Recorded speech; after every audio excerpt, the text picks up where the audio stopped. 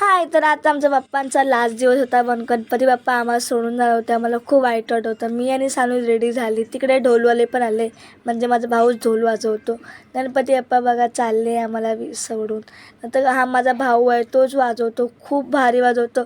तो मोठी मोठी ऑर्डर घेतो. नंतर मागे नाचू होती. आणि नाचणं म्हणजे माझी बहीण आणि मी एक नंबर आहे आम्ही नाचायला. कारण की नाचणं म्हणजे आमच्या दोघांमध्ये जोश आहे. हे आमचं आवडतं. आम्ही नाचण्यामध्ये थांबू शकत नाही. सानू आणि मी खूप नाचली, खूप पाय पण दुखायला लागले. नंतर गणपती बाप्पा जात होते तर खूप वाईट पण वाटत होतं आम्हाला. कारण की गणपती बाप्पा सोडून जातो. खूप छान 5 दिवस कसे गेले कळत नाही. आणि गणपती बाप्पाचं विसर्जन होत होते. आणि आम्हाला म्हणजे थोडं वाईट पण वाटलं की गणपती बाप्पा का चालले, तुम्ही असंच राहावा आणि पुढच्या वर्षी लवकर या, आम्ही तुमची अशीच वाट बघू पुढच्या वर्षी. नंतर गणपती बाप्पाला हा दादा घेऊन जात होता पाण्यामध्ये. तो थोडं वाईट वाटत होतं. तर एक